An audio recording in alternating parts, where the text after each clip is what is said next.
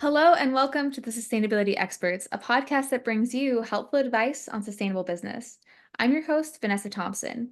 In this episode, we're covering corporate sustainability leadership with our wonderful guest, Amy Gross. Gross is the sustainability principal at L3Harris Technologies, a key aerospace and defense contractor with over 50,000 employees, delivering end-to-end technology solutions for space, air, sea, and cyber domains for national security. Gross has led the sustainability initiatives for private and public sector in aviation and is now leading the space and airborne systems segment of sustainability. Amy, thank you so much for joining us today. Thank you, Vanessa, for having me. It's really great to be here. Yeah, and I know I just introduced you a bit, but I would love if you could also introduce yourself and kind of tell us your story of how you came to corporate sustainability. Sure. Well, I received my undergraduate degree from UCSC in environmental studies back in the early 2000s. And shortly after that, I started working for our local municipality. I really wanted to work in our community. And at that time, I was implementing environmental compliance and pollution prevention. We used to talk a lot about pollution prevention back then because the term sustainability had not yet entered the mainstream discourse. Yeah. So I spent over a decade there, and then I transitioned into the private sector, working in aviation and aerospace, building sustainability programs within a corporate setting. So I have that perspective, like you were saying, both of the public and the private sector, and sort of what motivates transformational change within the two different entities. Mhm. Yeah, that's really interesting. And I think it'll be interesting for a lot of our listeners to hear about that in terms of how do you actually create change and sustainability? Because a lot of this is all about leadership and leading teams towards, a better outcome. And it's particularly, I think aerospace and defense is probably one of the most difficult and important places to do that in terms of sustainability. I know L3 Harris was, in the news as one of the leaders in terms of the sector and sustainability, but you've worked in a number of different sustainability programs. In general, what do you think are maybe some of the challenges as a sustainability leader? So, one of the things you really need to think about when you're implementing sustainability within an organization is that you can't do it in a vacuum. You Hmm. really need to pull in all the stakeholders. And when I say Yeah. stakeholders, I don't just mean your executive leadership teams. Those people are extremely important to your program, but you're going to be working across all departments. So, you need to find leaders and your environmental champions within all departments. Pull those people together, create sustainability committees, green teams, Mm. sustainability committee advisory teams, whatever you Yeah. need to do to pull in the collective within your organization is Mm. extremely crucial if you want to implement sustainability programs and do it successfully. You need to have the buy-in from all partners, right? How do you kind of create this momentum behind sustainability? How do you create this momentum to empower people? I heard this quote of when sustainability is viewed as a matter of survival for the business, I believe that it can create massive change. And I think that that's something that you've spoken to of saying, this is really something that's important for the survival of the business.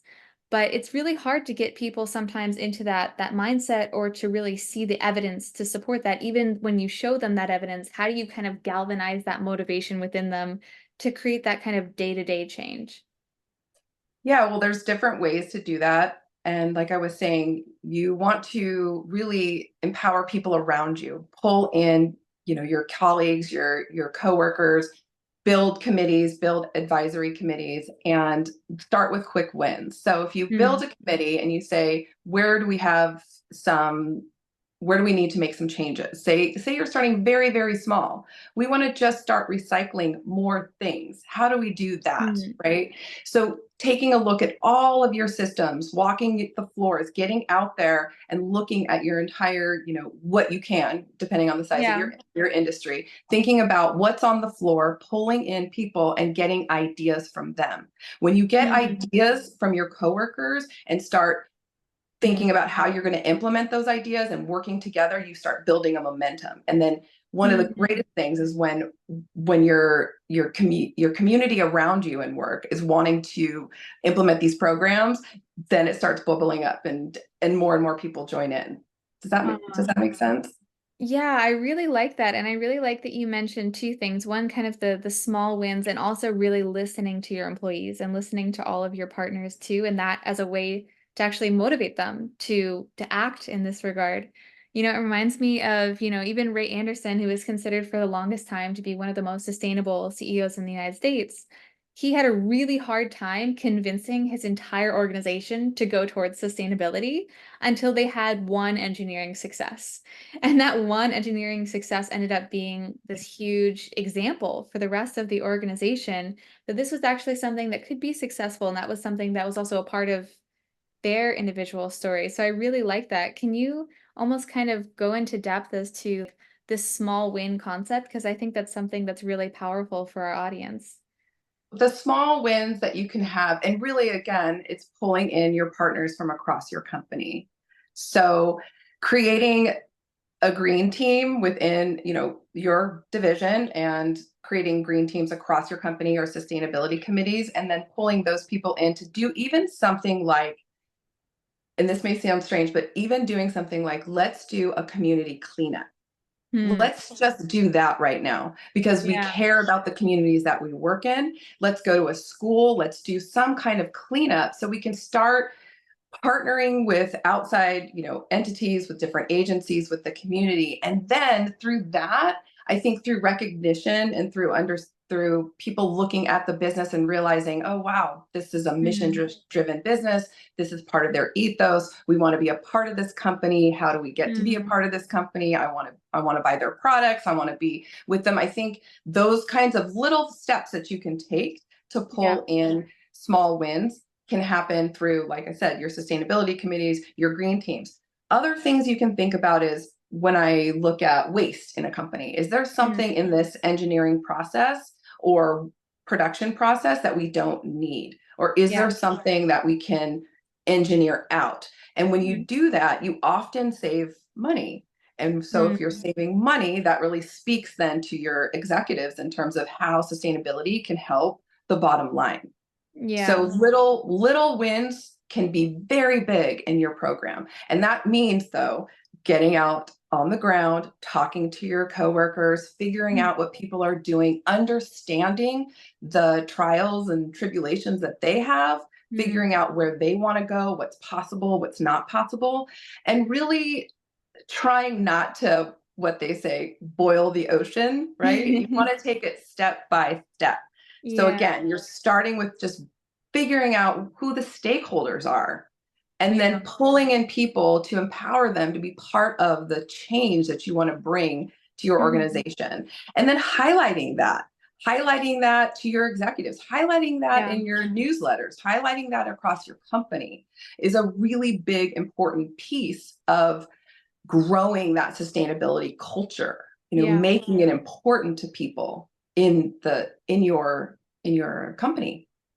Yeah, I think that's really great to hear too, because, there's often this very big gap from where we are now and these kind of 2050 goals that we have ahead of us. And people have a hard time seeing kind of that step-by-step answer. But I think also hearing, just start with cost saving measures first, where you feel that win-win, where, wow, we got a huge reduction in terms of our cost and we cut out all these waste streams, I think is a win-win that really, yeah, does motivate a lot of people.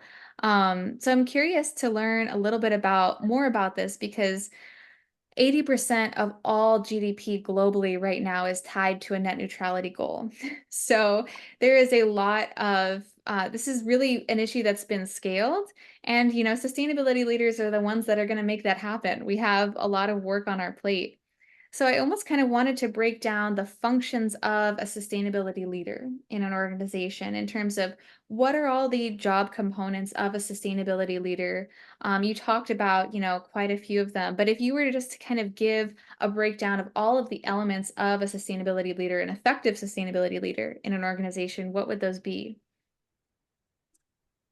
Build the partnerships, figure out who your stakeholders are, talk with your stakeholders, sincerely Mhm. listen, look at the biggest impacts that you have, use technology like life cycle assessments to look at where your Mhm. impacts are so that you can target those.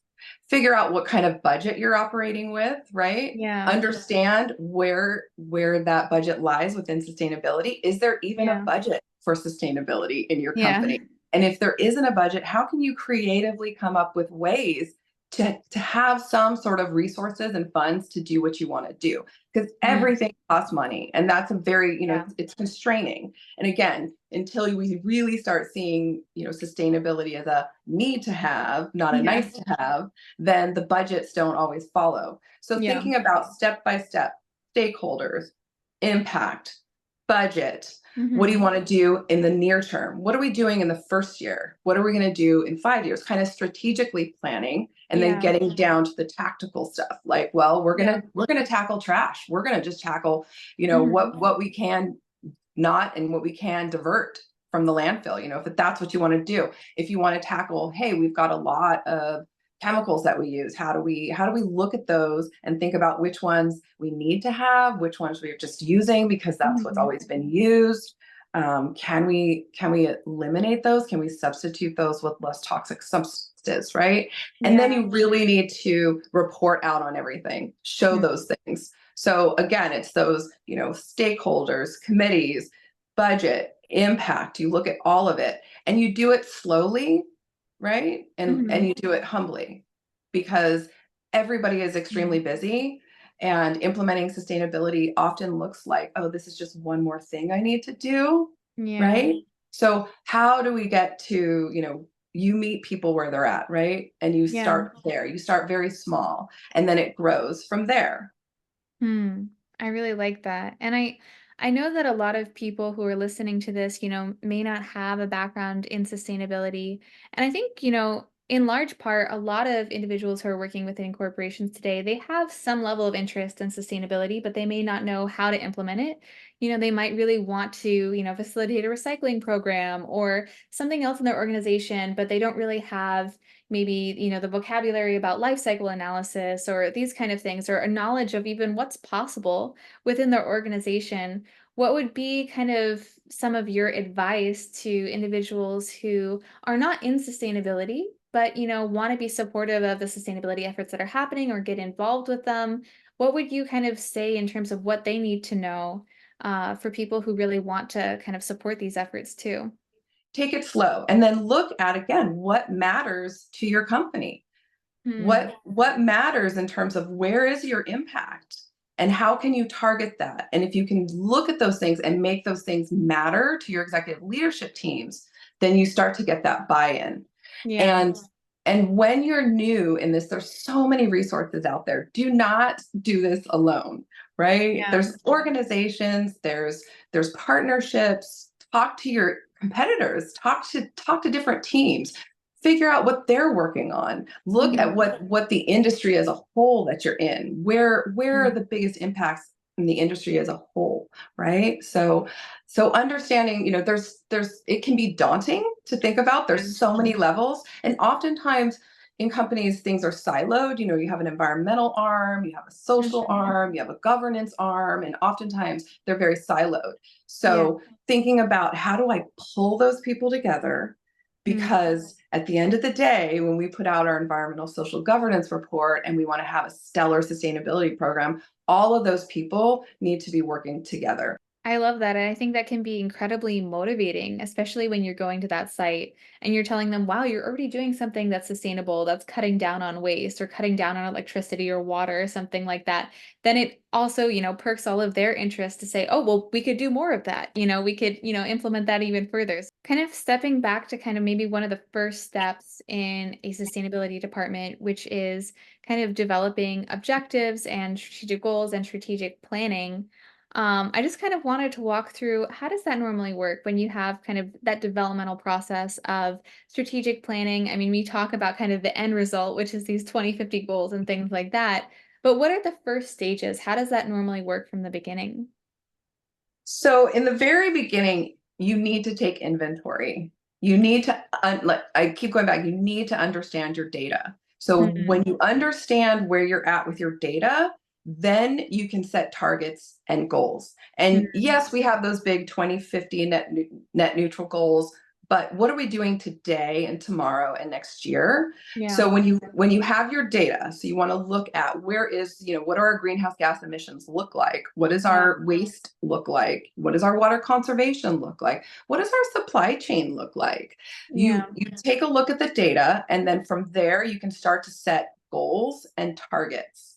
And when you're setting those goals and targets, you're not doing those in a vacuum, right? You're bringing Yeah. in your stakeholders, you're talking about things, you're asking about what things are most important to them. And then one of the biggest things you can do at being a sustainability leader within your company is provide that education and that context. Hmm. Really, really providing for your coworkers and your team what it means to have a sustainability program, not just Yeah. within our company, but what happens on the wider, in the wider industry. Because I think there's disconnect. I know in programs, sometimes it's like, we're trying to meet this goal. We've got to reduce GHGs by this. We're Yeah. trying to get here. So we're gonna switch out these lights. We're gonna change out these Hmm. HVAC systems.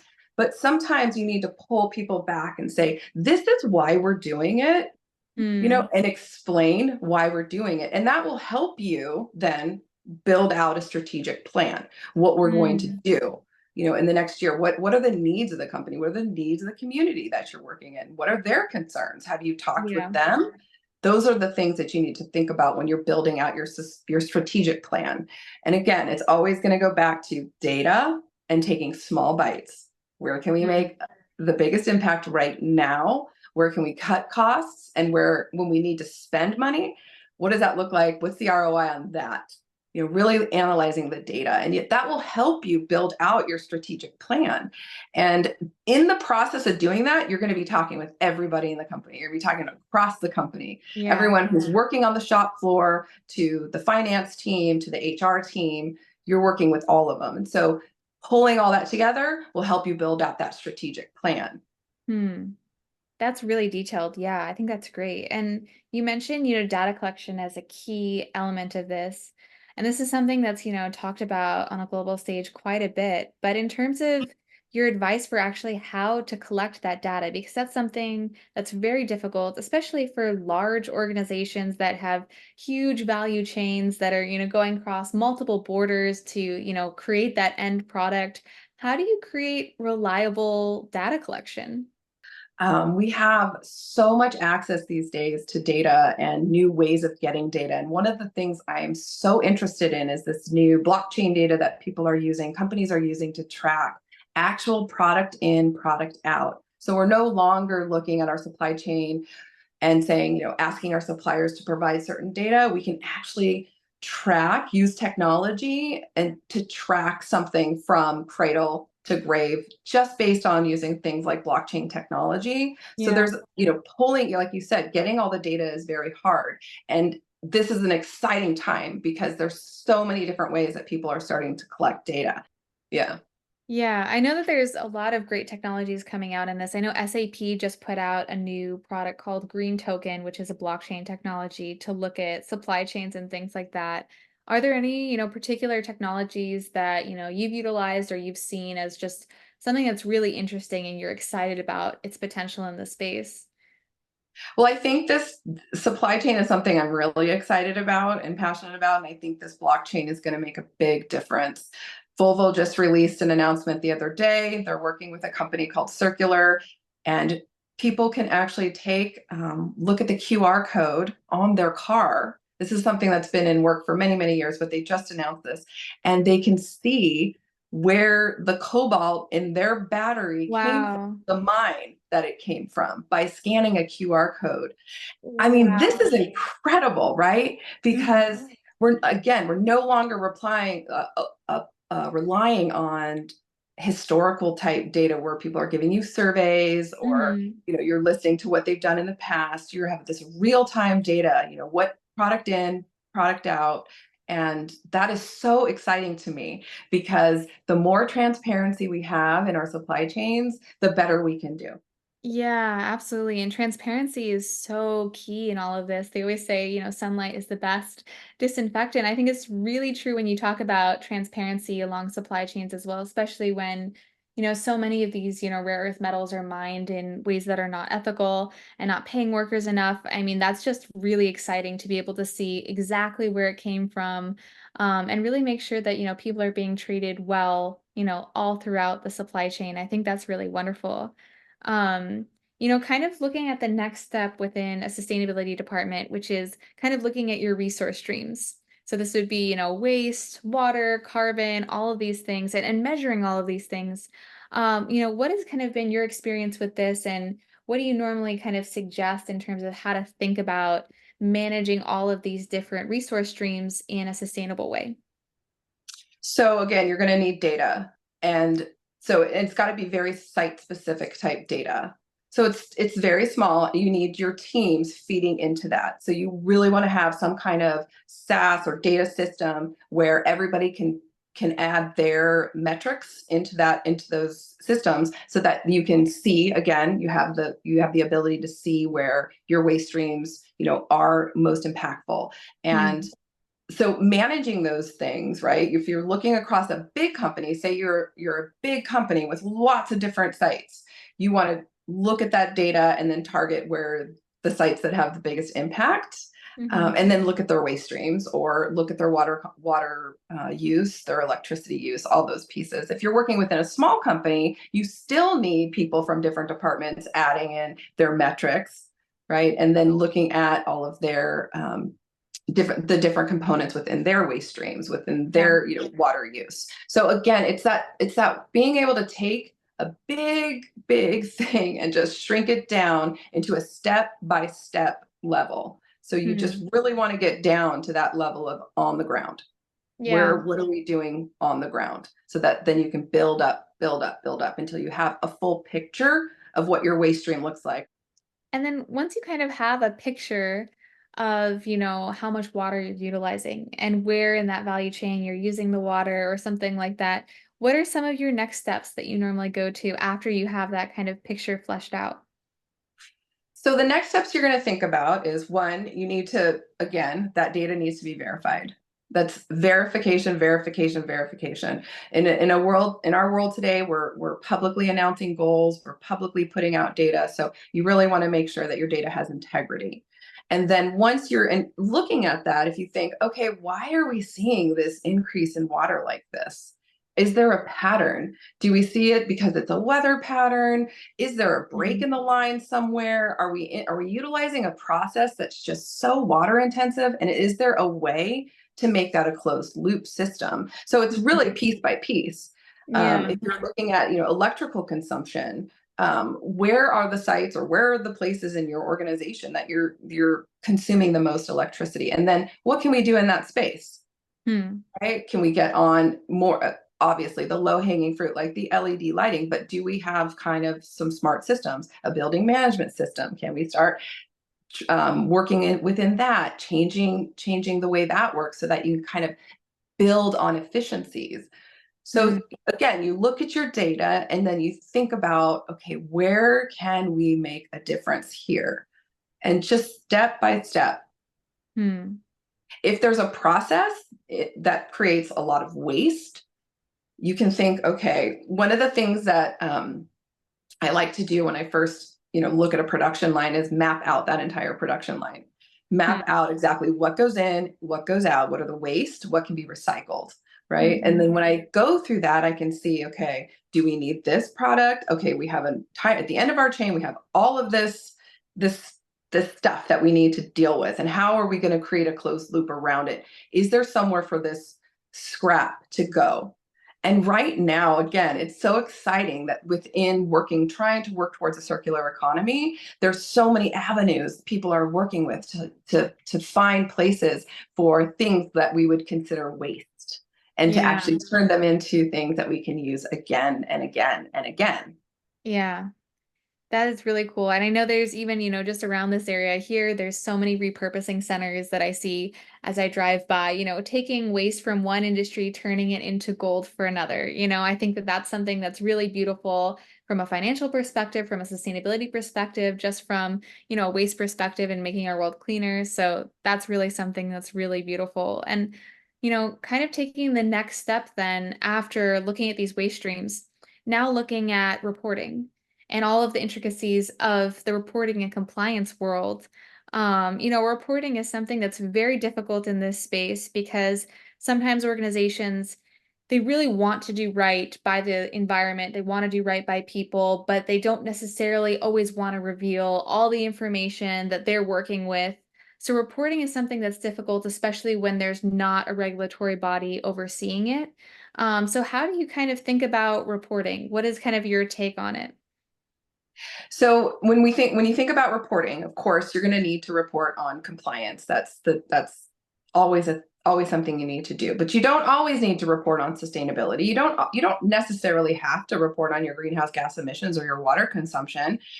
However, in these days, we're finding that we do, right? Because other organizations are doing this, becoming an expectation, and it is becoming a requirement in Hmm. places like the UK. And Hmm. slowly, we're starting to see the new regulations come into the United States as well, around reporting. And so, think about how you want to report things. You're going to report things for greenhouse gases and metric tons of CO2e. Yes, but how are you going to report on your waste? There's different ways to report on waste, and you'll see that throughout companies. Some companies are reporting on, we're zero waste to landfill from our manufacturing line, or we're cutting out all plastics, or we're getting to a recycling diversion rate. So Hmm. how do you want to think about your data? What are the things that you want to report on? There's different ways to report on your data. So understanding what you want to explain to the world, what you want to highlight, and what makes sense for your company. It's very, very specific to what makes sense for your company. Hmm. And one of the key topics that I wanted to make sure that we cover is the recent SEC ruling. Of course, this is kind of a game changer in our industry. So I kind of wanted to ask you, would you mind also kind of explaining it to the audience? What does this mean? What does this mean for organizations? And kind of what is this, SEC ruling that's now requiring, scope 1 and scope 2 carbon emissions reporting? Yeah, I mean, this is a huge topic in our industry right now. And truly, in my opinion, this is a watershed moment. Hmm. When you talk about shining the light on things for a company means putting it in your 10K. Yeah. So the SEC now is basically saying climate change can impact your business. Climate change can impact your business success. And if that's a possibility, you need to let your stockholders and your stakeholders know about it. Hmm. So, with the new SEC regulations, they're thinking about mitigating risk. They're thinking about Yeah. communicating to their stockholders, where are the risks in our company? And it's so great for a company to be thinking about these things, because with climate change, you know, just in the United States, one side of the country is so dry and Hmm. we're dealing with wildfires, and the other side of the country is dealing with hurricanes and too much water. So Hmm. again, we're looking very, very specific. But so what the SEC is trying to do is say, how is climate change potentially of risk to any of your assets throughout the world? And Yeah. if there's a risk to your asset because of climate change, you need to let people know this. So Yeah. so that's a very broad explanation of what the SEC regulation is saying. There's so much to it, Yeah. but again, when I say watershed moment, I really mean it, because when have we ever thought about climate change in terms of financial reporting and Yeah. making that piece mandatory? That gets people on board pretty quick, right? Yeah. So, Absolutely. that's still evolving. I mean, we're still not there yet. I mean, the Hmm. regulations passed. It went through, I believe, a year of litigation. Hmm. They dropped scope 3, but it's that one step forward. And Yeah. so, so now companies of certain sizes are going to have to be reporting on. They're going to have to look at it. They're going to have to look at climate scenario analysis and the different places that they have assets in the world, and Hmm. understand, are we at risk? And if we are at risk, how do we mitigate it, and how do we talk about it to our stakeholders? And we do it in a public platform. So Yeah. again, just that transparency and I mean, to me, it's very exciting. And yeah, Yeah. there's the other side. I mean, this is very difficult for businesses. I mean, Mhm. it's a challenge. It's a challenge to try to wrap your mind around what all the regulations are and how we're going to do this and how we're going to fund this. And that's all valid, and we need to understand that as well. And I think that's why, we need to take one step at a time, move slowly. But at the end of the day, it's going to be better for your business, better for people, better for the planet. Right? Yeah, absolutely. And I think it's really exciting that, we're particularly looking at scope one and scope two because as an investor, even just from a pure financial perspective, this is so relevant to the business operations now. There's all of these, non-financial factors that can drastically affect your business valuation and your return on investment. So even, from a financial perspective as an investor, I would definitely want to know if there's any, environmental damages that are happening that's going to cause some kind of scandal, which would then, affect the stock price. All of these things end up being really, really important. And I think also, particularly, it ends up becoming more relevant when we're talking about climate resilience as well, too, not just mitigating emissions for 10 years out, but the hurricane that's extreme weather that's going to come this fall, what are we planning to do for that? Is that going to take over our facilities? I mean, these are things that I don't think that we normally have a conversation of climate change around what is going to happen this year to our facilities in terms of extreme weather. What is our plan for that? Not just about future generations, but about our business right now, next quarter, what's going to happen to our business. So I think that that's really interesting too, just this climate resilience aspect of it. I think that's something that's starting to come up with more investors more and more. And also kind of looking towards, your future vision, just seeing kind of what the ideal is for you. Where do you kind of want to see sustainability leaders going towards? Do you have kind of this vision, if everyone kind of woke up with the right mindset, tomorrow, where should we all kind of be seeking or going towards? Well, I think right now there's a couple things. When I think about we're talking a little bit about the SEC and the reporting Mhm. regulations. Reporting and sustainability right now is a little bit all over the place.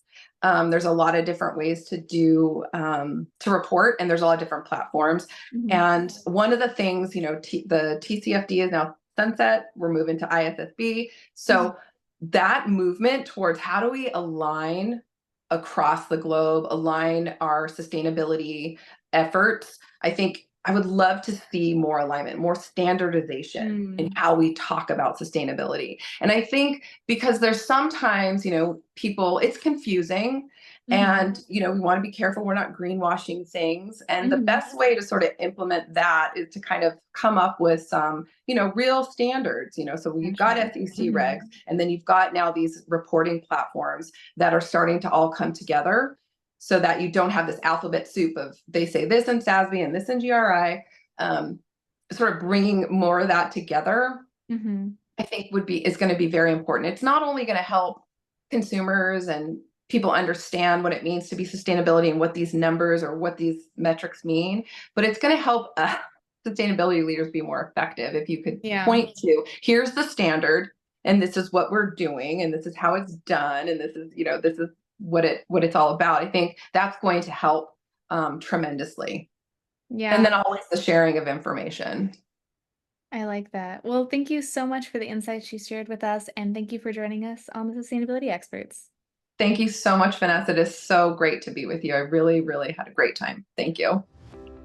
Thank you for listening to this episode of the Sustainability Experts. If you liked the insights from our podcast, feel free to reach out to us on our website. We produce episodes with world-class executives every month and offer exclusive consulting and speaking services globally. Reach out to us and become a leader in your industry.